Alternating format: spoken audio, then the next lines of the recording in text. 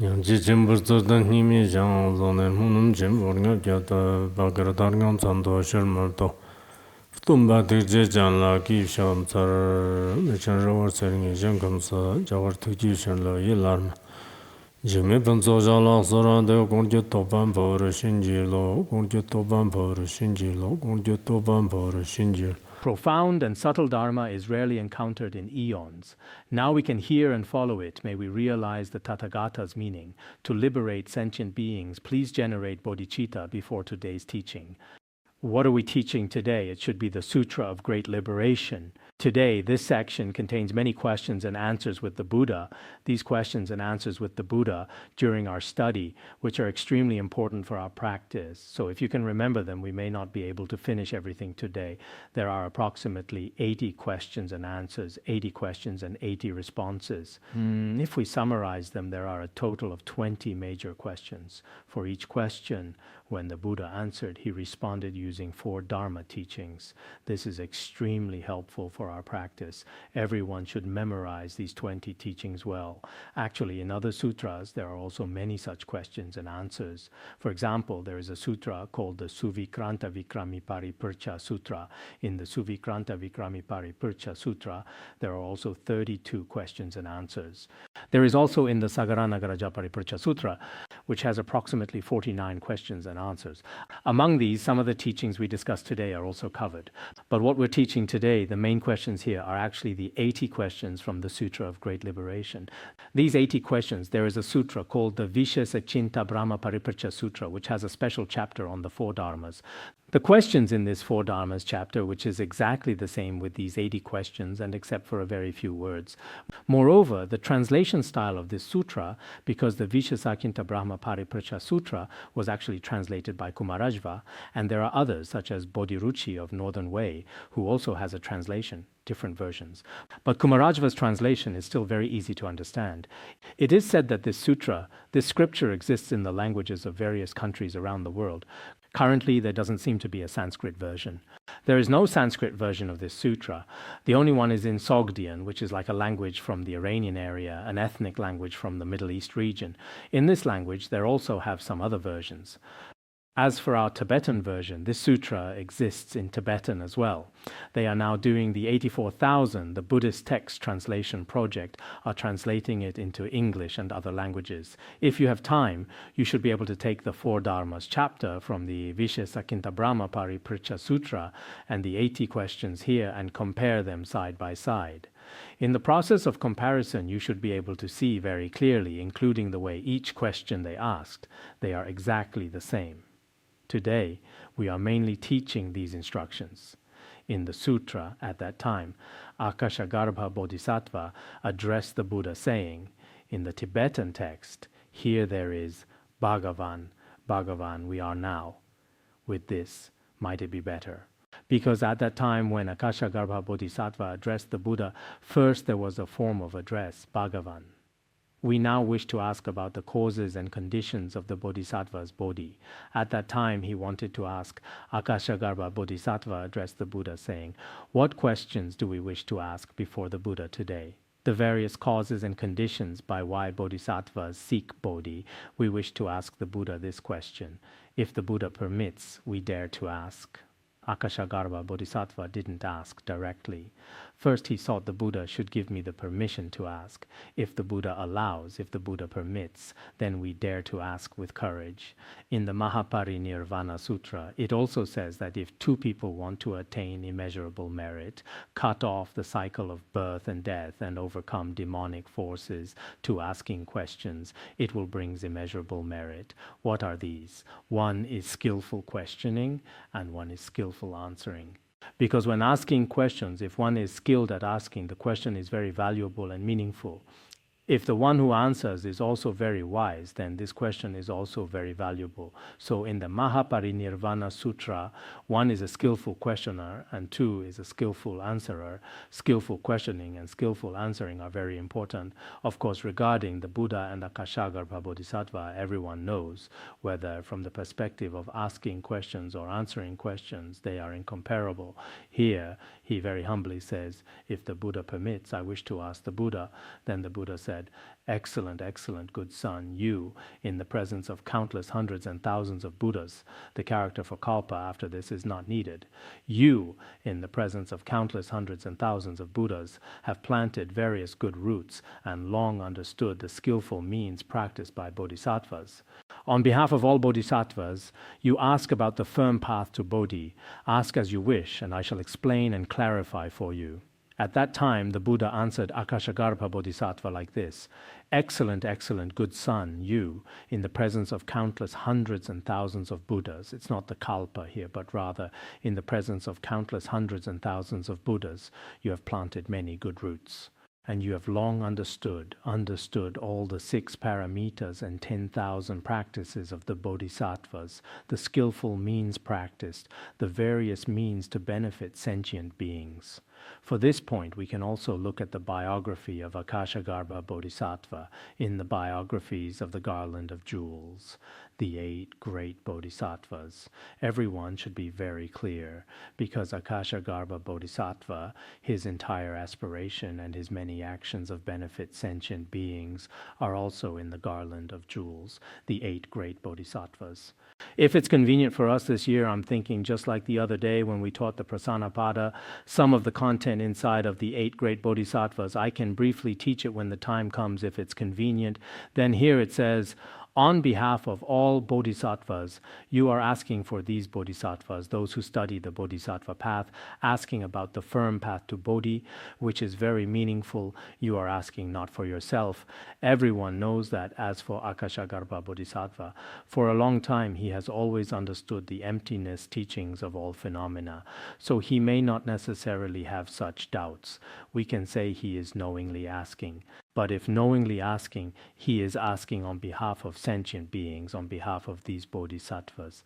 So although it is one person raising their hand to ask questions, in reality many doubts are being answered at the same time. In the past, we also often had some exchanges and questions. Actually, this is very important. Whether during the tutoring process or during the learning process, we should all ask each other some questions. And for yourself, if it's meaningful, write it down. This is very important. The Buddha told Akashagarbha Bodhisattva, ask as you wish, and I shall explain and clarify for you. Whatever doubts you have, you may freely ask questions, you may inquire. I will answer and explain them separately for you. This is the connecting process above. So moving forward, at this time, Akashagarbha Bodhisattva had already received the Buddha's permission. After receiving the Buddha's permission, he addressed the Buddha saying, Bhagavan, below. His questions here had a relatively brief summary. A total of 20 questions. Below, the Buddha remembered all 20 questions at once. After remembering all the 20 questions, each question is answered with 4 Dharma teachings. When Akashagarbha Bodhisattva asked, at that time, there were only 20 questions, but when the Buddha answered, each question was answered with 4 Dharma teachings. Akashagarbha addressed the Buddha saying, Bhagavan, firstly, the first question is, what is meant by a bodhisattva whose mind is firm and does not tire? What is a bodhisattva? His mind is very firm. In benefiting sentient beings and in practice, he is very firm, and his mind will never retreat. Each of you can think about this. If someone asks you this, how would you answer? At that time it was Akashagarbha asking the Buddha. But if someone asks us, what is the firm mind of a bodhisattva that never retreats and never tires? What is this? How would you answer? Then the second question, what is meant by a bodhisattva whose words are decisive without regret in the middle? So, what is a bodhisattva? The decisive words he speaks never have any regret in the middle. He has no regrets and nothing unreasonable. For example, we worldly people, after I finish speaking, later it seems like the beginning and end don't match and there's some regret. Or I feel like I want to change my mind. His previous words, there are contradictions between the beginning and end, such situations. But what kind of words does a bodhisattva speak? After a bodhisattva decides, it never changes. In the middle, there is no regret or change. What is this? This is the second question. The third question, what is meant by a bodhisattva who increases good roots? By what method does a bodhisattva make good roots grow ever more, increasing with each day? What is this like? How can a bodhisattva's good roots increase? We also really need these, don't we? In our practice, how do we not retreat? Our vows, our spoken words, how do we stay firm and keep our word? How can we become like this? For increasing good roots, what is the method?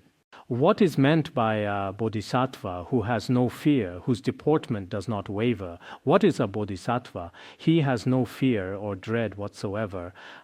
His deportment is absolutely unwavering with no need to change. If someone asks you, each person should prepare. In a moment, how about we ask a few people to see how you would answer? 10 of us, each person answers to see if their answers are correct or not. In this way, it will leave a deeper impression, but we probably don't have time. First, let's recite them. The fifth question: what is meant by a bodhisattva who accomplishes wholesome dharmas? By what method does a bodhisattva accomplish wholesome dharmas? We often say, may my wholesome dharmas always be accomplished. May all the wholesome dharmas that I cultivate can be well practiced and successful. How can the wholesome dharmas be accomplished? The sixth question: what is meant by a bodhisattva who skillfully knows from the first bhumi to the 10th bhumi? By what method does a bodhisattva understand and cultivate the entire dharma from the first bhumi to the 10th bhumi? It should be like this. These are the above 6 questions. In the Vishesachinta Brahma Paripurcha Sutra, there was a Dharma master Yuancheng during the Ming dynasty who wrote a brief commentary on the Vishesachinta Brahma Paripurcha Sutra. In his commentary, he says that the above are mainly questions asked for the bodhisattva's own benefit.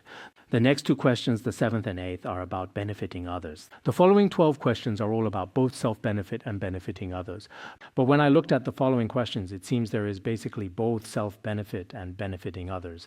For example, the following questions are actually same as the previous part too. As a bodhisattva, there should be both self-benefit and benefiting others, right? But his method of explanation is like this. Below the 7th question: what is meant by a bodhisattva who skillfully knows skillful means? So what is the bodhisattva's best skillful means to transform sentient beings? Skillfully knowing skillful means. The 8th question: what is meant by a bodhisattva who skillfully transforms sentient beings?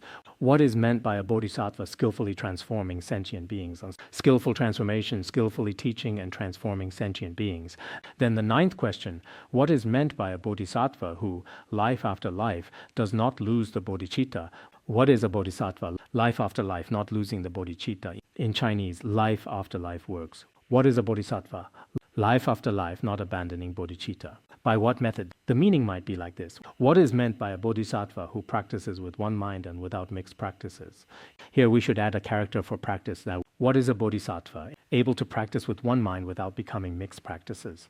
If practicing one dharma, it won't become mixed practices. He focuses single-mindedly on one dharma and doesn't become mixed practices. What is meant by a bodhisattva who skillfully seeks the dharma treasure? What is the bodhisattva's best skillful seeking? Skillfully seeking precious treasures, dharma treasures, seeking the dharma, the Shravakas, Pratika Buddhas, Bodhisattvas. How does a bodhisattva seek the most precious dharma?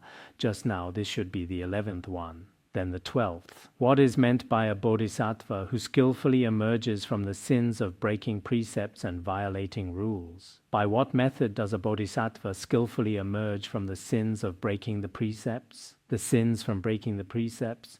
Through what method does a bodhisattva eradicate them? What is meant by a bodhisattva who can obstruct afflictions?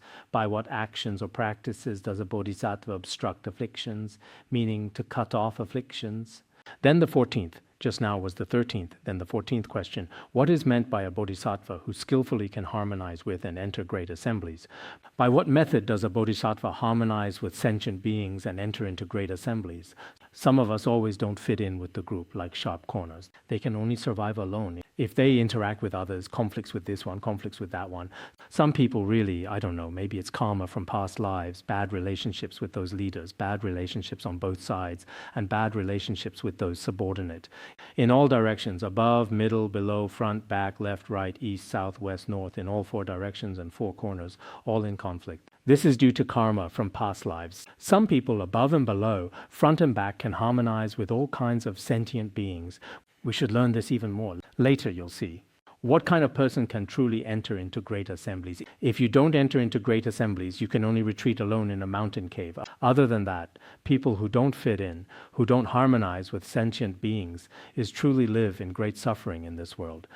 Others also suffer greatly, and yourself also suffer greatly. Regarding harmonizing with sentient beings, I feel I'm qualified to speak, so I'll talk about you, not myself. It seems like I can harmony with all the people around me. At least I'm not like a rat crossing the street that everyone shouts to hit. It shouldn't be like that. Maybe I don't know myself. Our Tibetans have a saying, harsh words about oneself cannot be heard by oneself. Generally, the others speak faults about you. These are very hard to hear. That's the meaning. This is the 14th question. The 15th question, what is meant by a bodhisattva who skillfully opens the Dharma door? What is a bodhisattva opening the Dharma door? What is a bodhisattva who can make Dharma offerings? Making Dharma offerings very well. What is this like? What is meant by a bodhisattva who, through the power of previous causes, does not lose good roots? What is a bodhisattva? The meaning is, through causes and conditions from past lives, good roots are not lost. Through the strength of his past lives, or certain causes and conditions from past lives, or previous causes and conditions, not losing good roots. The 17th. What is meant by a bodhisattva who, without being taught by others, can practice the 6 paramitas by himself? What is a bodhisattva who can practice the 6 paramitas by himself and without being taught by others? If taught by others, many people can practice the paramitas. But as in the Mahayana Sutra Lamkara, some people awaken to causes and conditions from past lives and can spontaneously practice the 6 paramitas.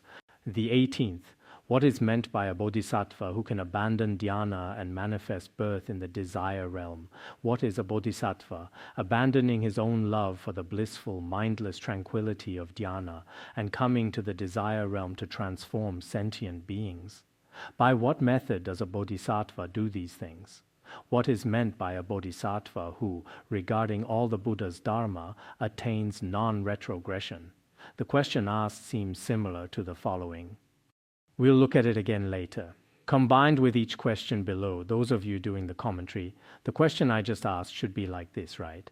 What does a bodhisattva do to achieve something? In Tibetan, it should be, what is meant by a bodhisattva? What does a bodhisattva do to abandon dhyana and be reborn in the desire realm? What does a bodhisattva do to not retreat in the Buddha's dharma? Perhaps this is clearer. What must a bodhisattva do to achieve something? Because regarding bodhisattva, broadly speaking, all of us practitioners can be called bodhisattvas. What must we do to make bodhicitta firm? Perhaps that's the meaning. What is meant by a bodhisattva are all such questions. So what exactly must a bodhisattva do to not retreat in the Buddha's dharma?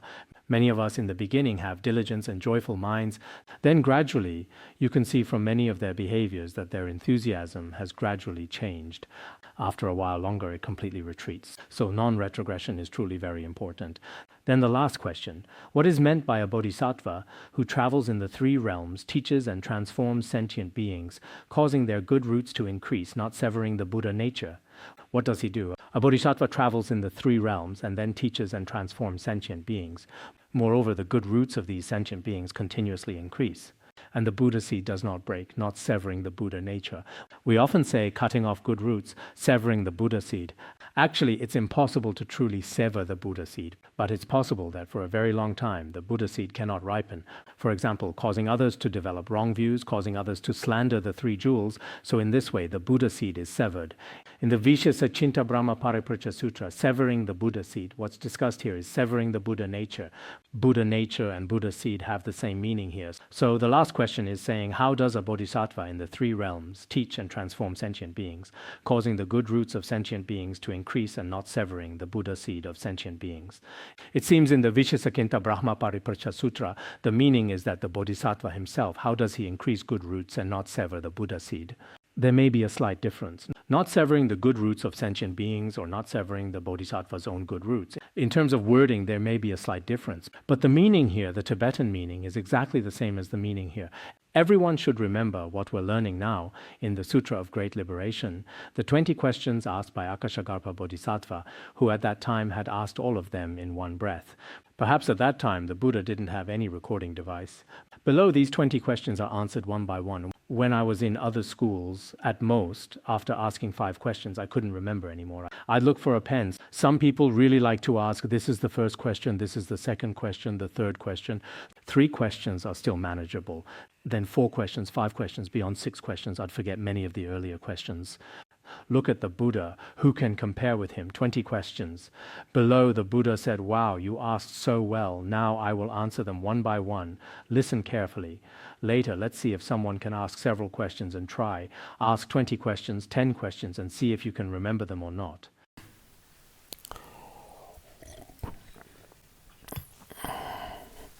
The The other day, regarding some matters in our Larunga, I reported to a leader and his secretary wasn't there, but his wisdom was indeed quite good.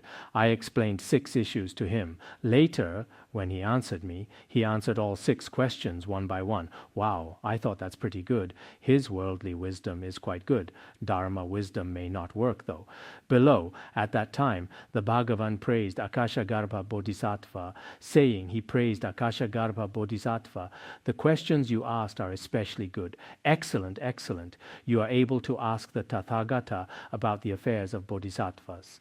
Today, you are able to, in the presence of the Tathagata, ask about such affairs of Bodhisattvas. Actually, the affairs of Bodhisattvas are also our affairs as sentient beings. We have all aroused bodhicitta and our Mahayana Bodhisattvas. So whether for sentient beings or for Bodhisattvas, you ask such excellent questions. The questions are indeed very good. When some people ask questions at that moment, you feel, wow, they ask so well. Naturally, you'll say, this question is asked very well. We also say this as well in our society. This question is still asked very well. Then the Buddha said, listen carefully today and contemplate it well.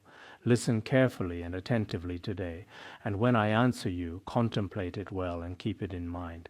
We often speak of hearing, contemplating, and meditating. Hearing means listening carefully. Contemplating well means contemplating.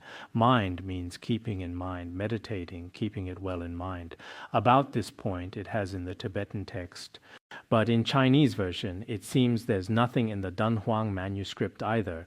Having Bai Yan addressed saying would be better. After the Buddha said this to Akashagarbha Bodhisattva, Akashagarbha Bodhisattva addressed him saying, yes, indeed, Bhagavan. We are delighted and wish to hear, to receive and listen. At that time, Akashagarbha Bodhisattva immediately replied, that is excellent, Bhagavan. We very much wish to hear you teach the Dharma. We will certainly contemplate carefully and receive it well, accepting and practicing it well. At that time, he answered like this. At this moment, the Buddha then began to answer the following questions, that is to say, the 20 questions, answering them one by one. For each question, as mentioned earlier, there are 4 Dharma teachings to answer with. When we study the sutras at any time, there is endless praise for the Buddha's inconceivable wisdom. Everyone feels it is truly inconceivable. Moreover, in our daily practice, these are also very important. Many people often have such doubts and uncertainties, but some people dare not ask, some don't want to ask, and some do not have opportunity to ask. After this, finally, these doubts gradually turn into wrong views. Gradually, there may be no way to change back to the right views. If no one provides guidance, then finally, one's own ability to analyze the Dharma cannot be opened. So this is very important. So just now, everyone remember that at that time, Akashagarbha Bodhisattva asked about the Bodhisattva's firm mind, not retreating, not getting weary, not getting tired. What exactly is this? He asked like this. Then the Buddha told Akashagarbha Bodhisattva the first question. There are 4 dharmas that make the mind firm and untiring. There are 4 dharmas that make our minds firm, without fatigue, without retreat, and without weariness. What are the 4 dharmas? This is very important. When we practice, when studying Mahayana Dharma, when benefiting sentient beings, the mind often lacks firmness. The greatest trouble is, cannot be firm from beginning to the end. In the beginning, we really want to be a good bodhisattva, but later in practice, we also cannot be firm. In our conduct, we also cannot be firm. To properly hear and contemplate, some may not even be able to complete one treatise. The mind lacks firmness, and possibly in transforming beings and hearing, contemplating, finally one starts to get tired. Many people say, my mental strength can't handle it. I'm too tired. The pressure is too great. I can't do it. My body can't take it. The body can't take it. Mental strength is insufficient. The body truly can't handle it. Actually, the main issue is probably that the mind lacks firmness. If the mind is firm, practice should be successful. So what method is there for this? There are 4 dharmas that make the mind firm. Without weariness and retreat. The first one, arising great compassion toward all sentient beings. Toward all sentient beings, from the depths of the heart, arise compassion for these pitiable sentient beings. Compassion is very important. If we truly have compassion for sentient beings, possibly in arousing bodhicitta or whatever you do, you won't feel tired. Sentient beings are so pitiable. For example, propagating the Dharma, I also won't get tired. If it can help sentient beings even a little, that's fine. If I work as a volunteer teacher somewhere, as a volunteer doing some service for others, I also won't get tired, as long as my actions can benefit sentient beings, because sentient beings are so pitiable. I'm nothing. There are so many sentient beings in other worlds, so pitiable. My altruistic actions are nothing. So the first one, arising true great compassion towards sentient beings, there will be no retreat. Then the second, diligent and unrelenting. Whatever wholesome deed you do, you have interest in it. You have a kind of enthusiasm and you are unrelenting. It's not just for 2 or 3 days. After a while, there's nothing remain. I look at our oral Bodhi advanced class. Some people have been at it for 10 years. For many years, they persist unrelentingly, no matter what, whether it's their turn or not. As long as there's an opportunity, they never retreat. They work very hard all along. Some have quite good wisdom, but their diligence can't keep up. Finally, they become lazy. 2 or 3 days of diligence and effort, then 2 or 3 days of sleeping deeply, until 1 o'clock in the afternoon, still in meditative absorption. Some of us, I've heard, are really quite capable of entering absorption during the day, and needless to say, at night. Some are like owls, very alert at night, starting to do that. People nowadays are sometimes like this too. But like this, during the day when the Dharma masters are teaching, in one's own hearing, contemplation and practice, one is listless. Finally, there's probably no way to properly hear and contemplate. Actually, for our diligence, it's best if the body still has a regular routine, including eating, sleeping, resting, except for some work where there's really no way to adjust, basically. If you have a good regular routine, this is very good. In this way, there is no retreat and diligence. The third, with faith and understanding, birth and death are like dreams. Add with faith and understanding. With faith and understanding, birth and death are like dreams. What does not retreating mean? With faith and understanding, conventionally, we know all of samsara is like dreams, like illusions, like mirages. There is nothing truly real. You won't grasp it as especially real, no substantial clinging. Generally, for bodhisattvas, conventionally, see everything as dreamlike and illusory. This is also very important for not getting weary. Otherwise, you see it as especially real, whether it's emotions, life, practice, or your altruistic work.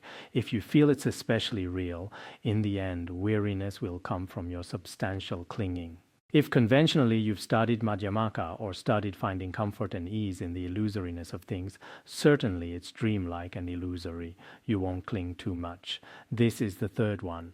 Then the fourth, properly contemplating the Buddha's wisdom. This Buddha's wisdom should be the wisdom of emptiness.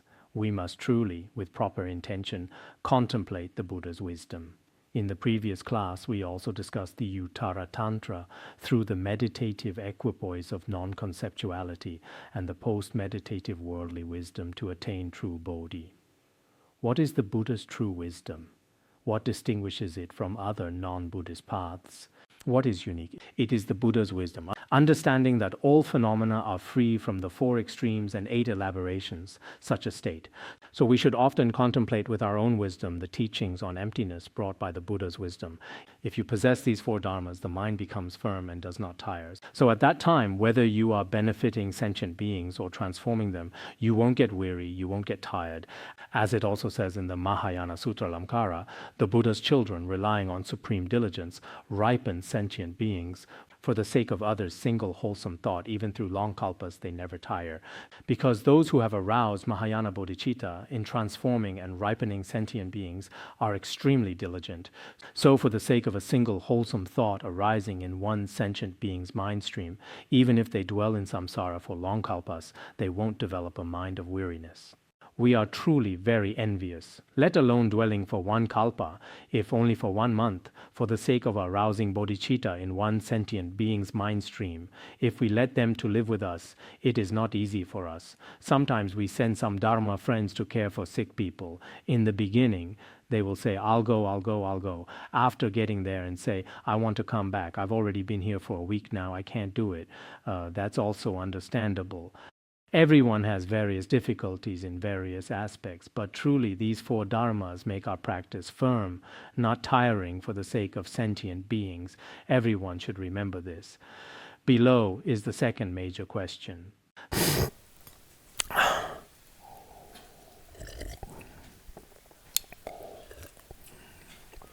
The second major question, there are four dharmas. Just now, wasn't it words are decisive without midway regret? So what is a bodhisattva whose spoken words in the middle have no change, no regret to their own words? What is this?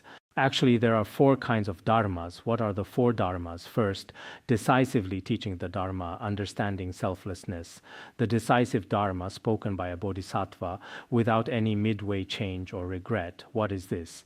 It's like the Buddha already teaching the principle of understanding selflessness.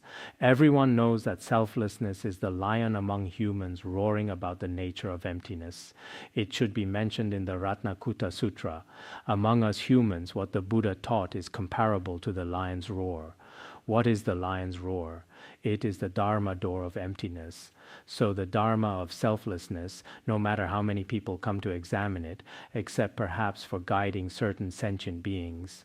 In different sutras, they say there is a self, but actually there is none. So these dharmas of emptiness spoken by the Buddha, no matter what, will never have change and never have regret.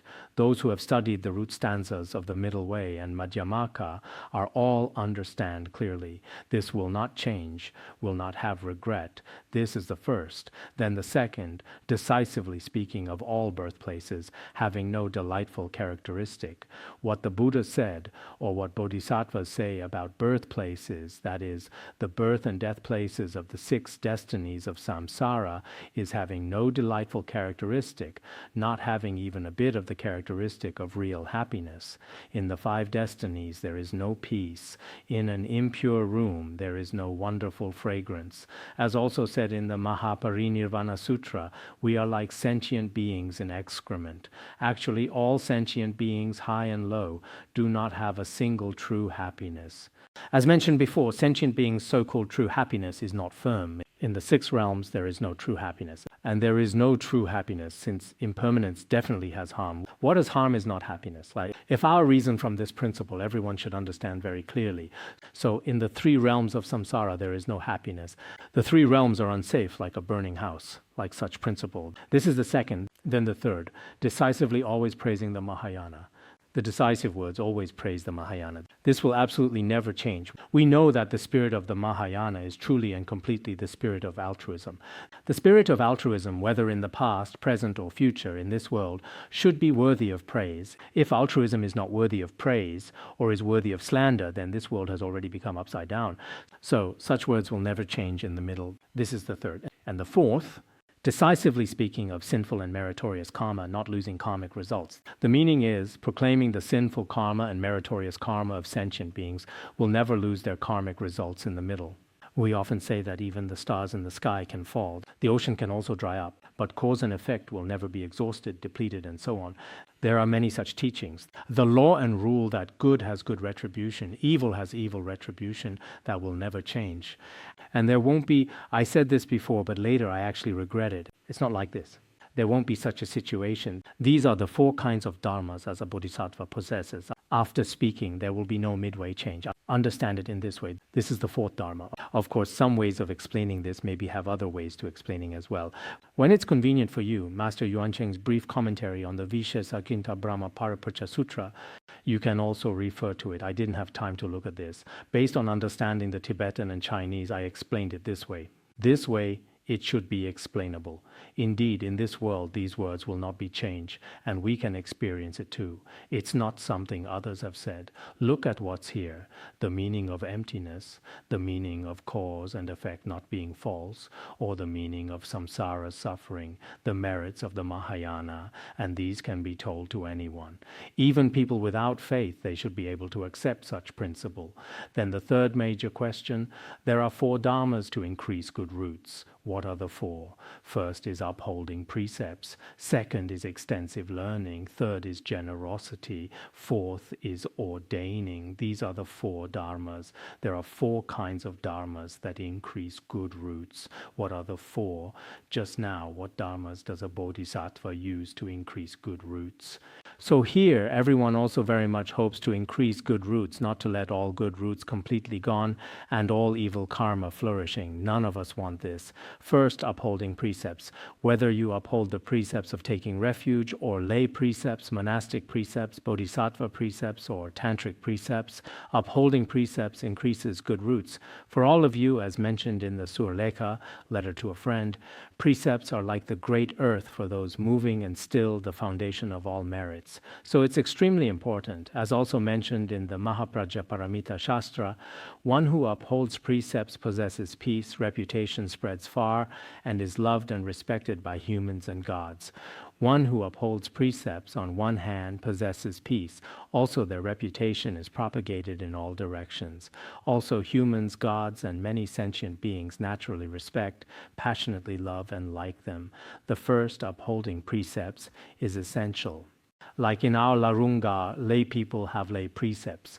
Monastics have monastic precepts. Even if it's our lay precepts, the precepts of taking refuge, if there are no precepts, then merit has no basis. So precepts are extremely important. And after taking precepts, naturally, your good roots increase. This is the first. Second, much learning. We should, in terms of the Dharma and liberation, whether Sutra or Tantra, extensively hear and broadly study all 84,000 Dharma gates, because those who extensively hear and broadly study, their good roots will naturally increases.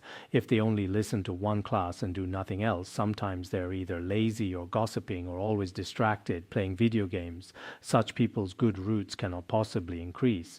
Probably evil karma increases. The second is much learning. Third is generosity. Generosity is also increases good roots. If you have wealth, make material offerings, do some charity. If you don't have wealth yourself, make Dharma offerings. Making Dharma offerings is also very important. There's also the offering of fearlessness. As also mentioned in the Sutra of Contemplation of the Mind Ground, even offering one handful of food to sentient beings, one can see Maitreya Bodhisattva and attain ultimate Bodhi in the future. In the Confession to the 35 Buddhas, it also says the good roots of one's own giving and upholding precepts are all should be dedicated. There is this. So giving is also a method to increase good roots. The last one is ordaining. As for ordain, some great masters say, leaving the home of ignorance, leaving the home of afflictions, leaving the mundane home. Here we mainly speak of leaving the mundane home. As a monastic, this also increases good roots. As also mentioned in the Sutra of Contemplation of the Mind Ground, if one leaves home and practices for even one day and one night, then for 2 million kalpas one will not fall into the evil destinies. I remember there's such a line. I don't remember very clearly, but it should be like this. If one leaves home and practices the path for even one day and one night for 2 million kalpas, one will not fall into the evil paths. This is still very important. Sometimes, perhaps those of us who is ordained due to various reasons, the time won't be very long. Even so, as mentioned in the Sutra on the praises of the merits of the Sangha, ordain still has great merit. In some sutras, it's also said like this: ordain is like traveling by boat on water. Lay person is like traveling by boat on land, unable to move an inch. Sometimes, perhaps for those lay people, there will still be pressure in various aspects for them. So sometimes when I see in our Larunga, because monastics are relatively numerous, some monastics carefree and without worries, and in hearing, contemplating, or practicing, I feel that in such a degenerate age, having such a life is actually very meaningful. It also attains great merit. Ordain is indeed very rare. In the Samadhiraja Kandrapradpa Sutra, it also says Buddha's appearance is exceedingly rare. Attaining a human body is also difficult. Having faith in the Buddha's Dharma is also difficult. Leaving home and possessing precepts is difficult. We've used this before, haven't we? A teaching from the Samadhiraja Kandrapradpa Sutra. Encountering the Buddha's appearance in the world is indeed very difficult. Attaining a human body is also especially difficult. Also, just attaining a human body is not enough. Having faith in the Dharma is also very difficult. difficult. And among these, what is even more difficult?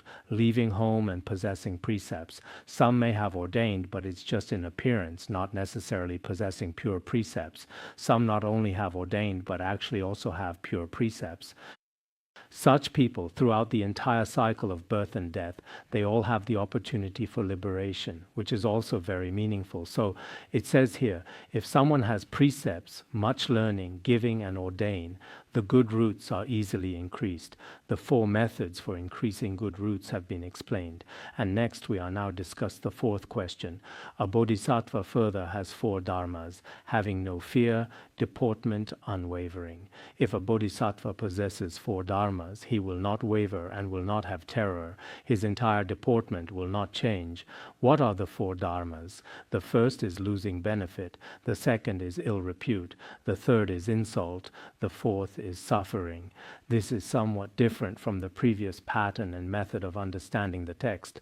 Previously, there were 4 kinds of dharmas that can increase good roots, but here it doesn't mean that the 4 dharmas below make the bodhisattva fearless. It's not like that. The meaning is, when does a bodhisattva attain fearlessness? When does he attain fearlessness? Under what circumstances does he attain fearlessness and unwavering? What's discussed below? 1 is losing benefit. Losing one's own benefits, whether it's your wealth or your personal status or a great failure. At this time, the bodhisattva will not waver and fearless. This is the state of a bodhisattva. This may have certain difficulties before having a certain realization. Like what Langri Tangpa mentioned in the 8 verses of training the mind, when a bodhisattva reaches a certain realization, he treats his defeats and victories in different ways as sentient beings. He accepts defeat by himself and he offers victory to others. Generally speaking, this is very difficult. First, when a bodhisattva loses benefits, he does not have any worry and fear, and without any wavering as well. This is the first. Then the second, ill repute. When a bodhisattva receives various kinds of ill repute and spreading far, or his reputation becomes especially bad from others, he also remains unmoved like this and does not have any worry whatsoever. This is a very high realization. Third, when bodhisattva is subjected from various shame or slander, defamation, destruction from others. So at such times, bodhisattva also does not have any fear and without dread as well. Fourth, when subjected to various kinds of suffering and oppression, as well as others' bullying and contempt. But at this time, the bodhisattva also has no wavering, no fear whatsoever. Actually, these things that our ordinary people care about very much. If you do not have no reputation, lost benefits, others slandered you, or you suffer physically and mentally, then there's no way, especially concerned, especially saddened. But like we taught in transforming suffering and happiness into the path, as a bodhisattva, for example, when losing benefits, not only will he not be sad or seek revenge, he takes this as an opportunity to begin practice. When you suffer various damages to reputation or status or contempt, he again takes this as a very good opportunity. People in the world nowadays often say, this is also a challenge, also an opportunity. They just say it. Actually, such opportunity sometimes, it may not really be what they cherish. For example, when others truly attack you or ruin you, you will feel, I'm ruined. Now my factory has gone bankrupt. This is an opportunity for me. But except for Mahayana bodhisattvas, generally speaking, I think this is very difficult. As also mentioned in our The Way of the Bodhisattva, when a sandhouse collapses, foolish children cry in extreme grief. If I grieve over lost reputation, am I not like a foolish child? Children generally make sandhouses by the seaside. When these finally collapse, everyone cries sorrowfully. Actually, our ordinary people are the same. When our reputation, our own benefits are ruined, or when our happiness is gone, we're especially sad, crying, concerned. Like this, actually, we have no difference from foolish children. But bodhisattvas are different. When they're flourishing and others praise them, they're not necessarily very happy. When they suffer the greatest pain and hardship, they become even stronger. And at this time, one is they won't harm sentient beings. Another is they won't abandon their practice of the true Dharma. This is truly very important for many of us. Those of you here also now, after receiving such Mahayana Dharma, I think when you're happy, when you're fortunate, when the weather is quite warm, everyone is a practitioner.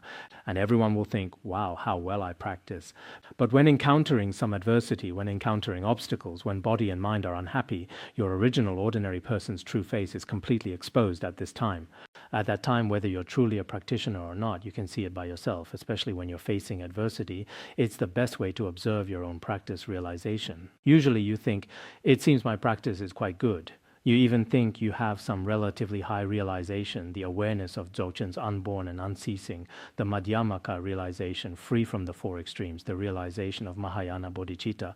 There are such various statements. But actually, in the end, it's probably very difficult. When your reputation, status, wealth are damaged, you can see it by yourself, whether you're truly a practitioner or not. This is the fourth question. As for the fifth question, a bodhisattva has four dharmas to accomplish wholesome dharmas. What are the four? First, teaching people to have faith in sin and merit. Teaching others, explaining some principles that cause and effect are not destroyed. Good deeds bring good results. Bad deeds bring bad results. Or the karma created by sentient beings are not being destroyed for hundreds of thousands of millions of kalpas, such principles. Then this is very easy for one's own good roots to increase. So when we have opportunities, even if it's just one or two people eating together, if others don't understand the principles of cause and effect, if they're willing to accept it, we should tell them.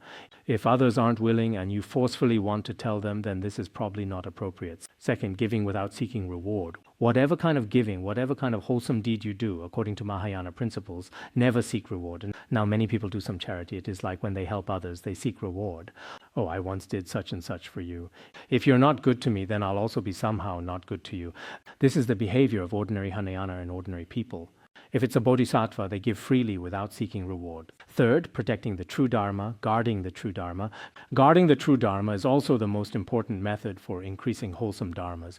We often protect the true dharma. When we protect the true dharma, there are many methods. One is directly protecting the dharma. One is indirect. Each person, I think, as long as if you can protect the dharma, that's very good. But if you cannot protect the dharma, don't do many things that cause believers to develop wrong views and doing various kinds of non-dharma behaviors.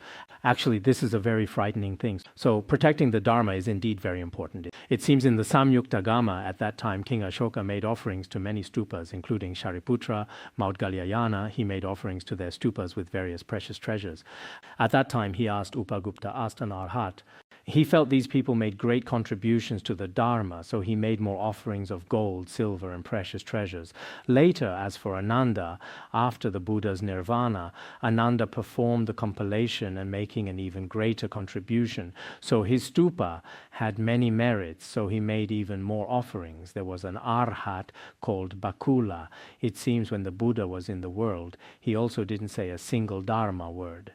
Later, King Ashoka said, "Then to his stupa, I'll only offer one coin." He did not make great contribution to the Dharma, although they are all arhats, but indeed some we can probably see that among these great masters in the world, someone can truly propagate the Buddha's Dharma life in the mind streams of many sentient beings and playing a very great role. Although someone is very remarkable, we can see from their realization and attainment, but in this world, they didn't make so many contributions to protecting the true Dharma. So there is also a certain difference. Fourth, with great wisdom, teaching all bodhisattvas. One should, with his great wisdom, gather many sentient beings. That is, requires wisdom. Now, many of our Buddhists truly need wisdom. Otherwise, some only have a little enthusiasm, but without wisdom. Finally, it becomes a cause for bondage, a cause for creating evil karma. You do not have wisdom, but only have a little faith. Here we should build a stupa. Over there we should raise funds. Over there do something. But all these behaviors, often not in accordance with the Dharma, some of these behaviors go against the true teachings of our masters and to all the Buddha's true Dharma life as well. So such behavior doesn't bring any benefit to sentient beings. As a Buddhist, my suggestion is it's best if you can do over 10 years of hearing, contemplation, and practice. Previously, we once had a Tara Dharma assembly in Hong Kong. At that time, I requested many people to make aspirations for over 10 years of hearing, contemplation, and practice. Later, some people truly did it and keeping their word. Some people raised their hands very high, but actually, in the end, they didn't do anything. There are also such people. Actually, for us Buddhists, it's like worldly knowledge. After studying for 9 years, you can only graduate from junior high school. Now, 9 years of compulsory education after junior high school graduation. Then if you enroll into high school again and then undergraduate undergraduate, graduate, doctoral, postdoctoral. How many years does that require? So 9 years of Buddhist study is only laying a foundation. Truly speaking now, Laronggar's true curriculum for the lamas here and the nuns here, 15 years is counted. So for 15 years, not everyone completes it. Because we had some particular history in the past, we temporarily don't have such a long time. Like some Buddhist academies in Han regions, perhaps studying for 2 or 3 years and graduating, there's also have such situation. But this kind of situation is only a phased graduation. Indeed, Buddhism's profound teachings, we all should not think, I studied for 2 years. I studied a Madhyamakavatara. I studied a Patrul Rinpoche's words of my perfect teacher. Now I should quickly go propagate the Dharma. And then everywhere, shouting through a loudspeaker, who will come listen to the Dharma? I'm about to teach you. If anyone like this, probably no one will come. But if they come, they'll quickly leave because you don't have any realization in your mind stream. Actually, everyone can see who truly has something, who doesn't, who is an empty shell. Everyone should be able to see this. So we need great wisdom to gather bodhisattvas. This is very important, this great wisdom. Either you were a Buddha in a previous life reborn or a bodhisattva reborn. When you're born, you're proficient in all the sutras and treatises. But this is very rare. Very rare in India, very rare in the Han regions, everywhere should be very rare. So if not, you must study systematically. If you don't study, you neither study nor do you have innate wisdom, and then you're busy to liberate sentient beings. In the end, you can probably only cheat for money, only create negative karma. So our Buddhists now need comprehensively to raise our Buddhist quality and worldly quality, and both are very important. This discussed just now the 4 dharmas for increasing wholesome dharmas. Below we discuss a few more dharmas. Let's discuss one more. Below is the 6th major question. Good son, there are further 4 dharmas to skillfully understand from the 1st bhumi to the 10th bhumi. That is to say, if there are 4 kinds of dharmas, one can understand the wholesome dharmas from the 1st bhumi to the 10th bhumi. What are these?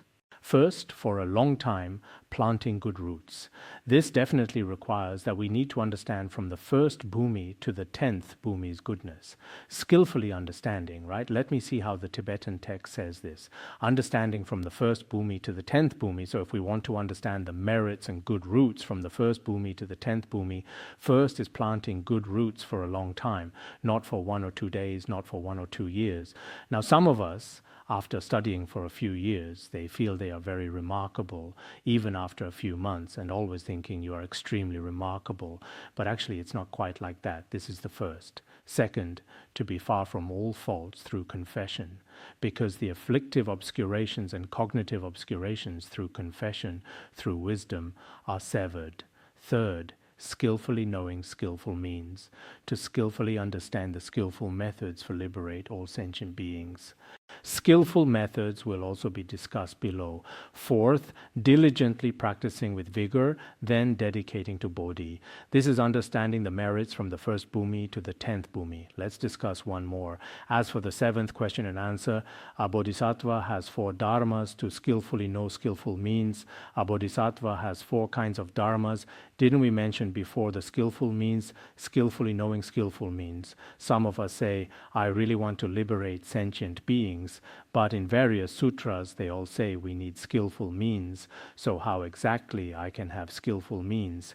What are the 4 dharmas? First, harmonizing with sentient beings' intentions. This is truly very important. Some of us, in harmonizing with sentient beings, are still not very skillful.